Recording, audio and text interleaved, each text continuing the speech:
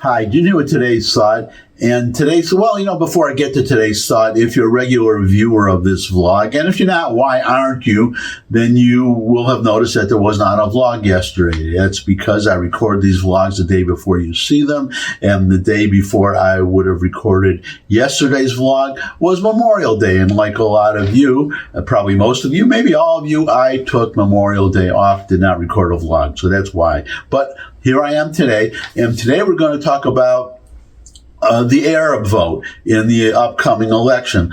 Joe Biden, as you should know, well, you will know if you've been watching this vlog regularly, as again, I believe all of you should, and get your friends to watch too. He's having trouble with the Arab vote, and he is especially, because of his support with Israel, as wishy-washy and half-hearted as it is, it's because he has a double-edged sword, double-edged problem. The problem is that he doesn't want to lose the Arab vote. He doesn't want to lose the Jewish vote. That's his problem. So he's kind of trying to straddle, well, not kind of, he's trying to straddle the fence. So he'll say, I support Israel on the one hand, and then in the very next breath on the other hand, he'll say, well, he'll chastise them for doing this, that, or the other thing, or deny them weapons to prosecute the war. So he's in a tough spot, and he's especially worried about a couple of states, Minnesota and Michigan, especially, it seems, Michigan, where I'm from Michigan, by the way. I don't live there anymore, but I was born, grew up there, so I know there too. I follow events in my home state. There is a small city. It's pretty small, Dearborn Heights, and then there's a very small city, Hamtramck. Both of those cities have very large Arab populations, and they are for obvious reasons, but you're going to see something surprising about the Arab vote in a moment. But a lot of Arabs they're opposed to Israel, and they are, well, we can't say what they're going to do until the election happens. But the point is that Biden is very worried that they are not going to show up on election day. He's worried about that, or would even worse, vote for Donald Trump. And that's what I'm going to get to today, because I saw an interesting headline the other day. Trump makes inroads with Arab Americans, Muslims, as they abandon Biden. Former President Donald Trump's allies are reportedly working to make inroads with Arab American activists and donors, as polling shows he is crushing President Joe Biden with Arab American and Muslim voters in crucial swing states. Washington Post columnist Josh Rogin reported Monday that Arab American donors and activists from around the country plan to convene in Oakland Hills, Michigan for a private dinner initiated by Trump former acting director of national intelligence, Rick Grenell. Among those in attendance will be Michael Boulos, who is married, that's interesting, married to Tiffany Trump and his father, Dr. Massad Boulos. Rogan points out that dinner comes on the heels of a Times poll showing that Muslim and Arab Americans have fled Biden for Trump in critical swing states. The polling average between 6 battleground states, Arizona, Georgia, Michigan, Nevada, Pennsylvania, and Wisconsin, found Trump at a whopping 57% with Muslim and Arab American voters. Well, Biden scored less than half of that at 25%. So, number one, obviously, if you are a Democrat supporting Biden, if you're the Biden campaign, you have to be very worried about that, because, well, this is the part that surprised me. So because Trump is very openly supportive of Israel. He moved the Abraham Accords, but he moved the embassy, our embassy, to Jerusalem. he's a very strong. He's made it clear, and as far as the war in Gaza, he said, "Get in there, finish the job. Don't stop dawdling. Get in there and finish it." So, if he wins next year, when the Gaza operation, according to the Israelis, probably will still be going on, then you can see a very different prosecution, I would think, though it probably would just be mopping up operations by then. But the point, he was very supportive of Israel. So I would think, if you're an Arab American who supports Israel, who supports Hamas, who hates Israel, that you would stay home on election day, not vote for Trump, but that you would.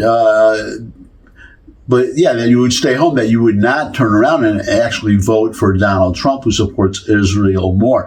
But there are I've seen another article, it could be the same article, which I will link to in the description. But there is, to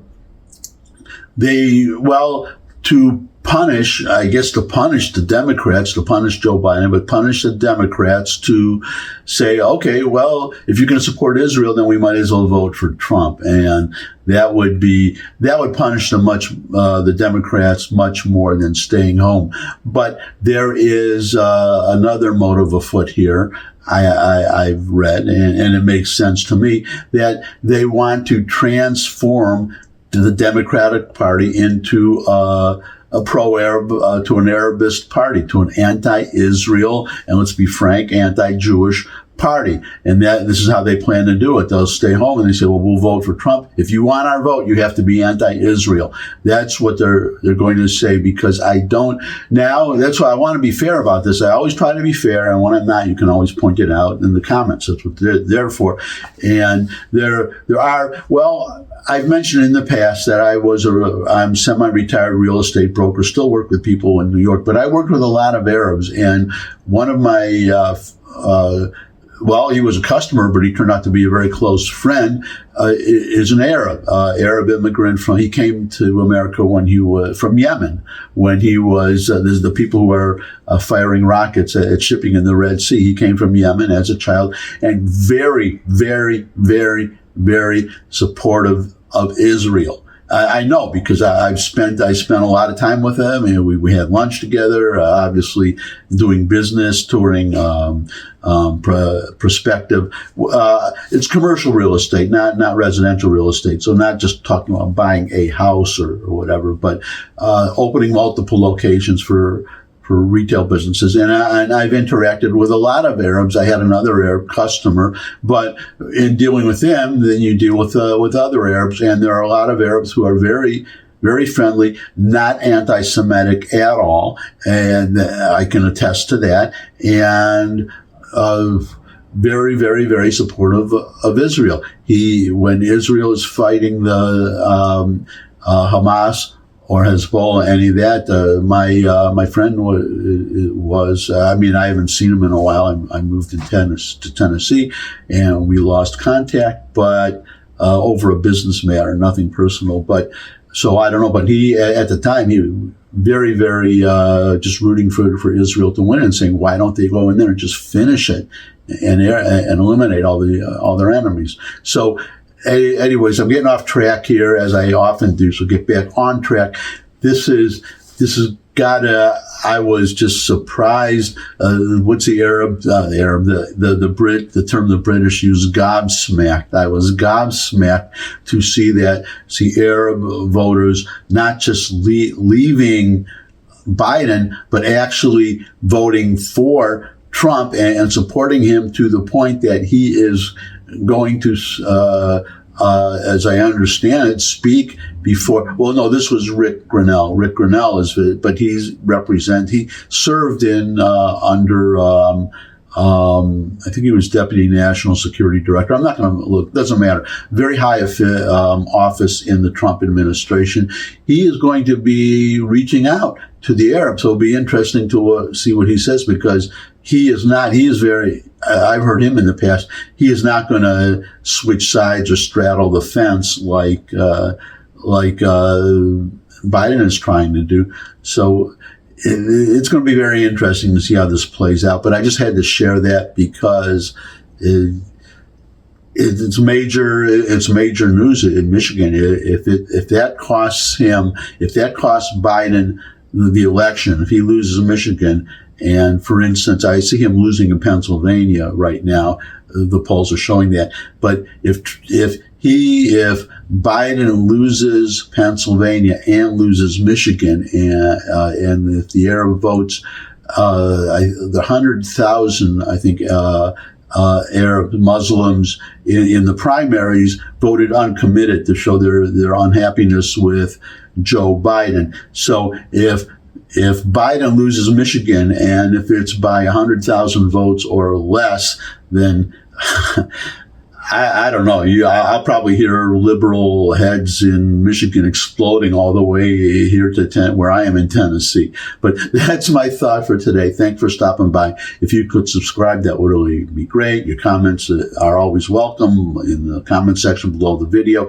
Share this video with anyone you think would benefit from it. But most of all, come back and see me again. I would love to see all of you again. And until I do see all of you again, bye.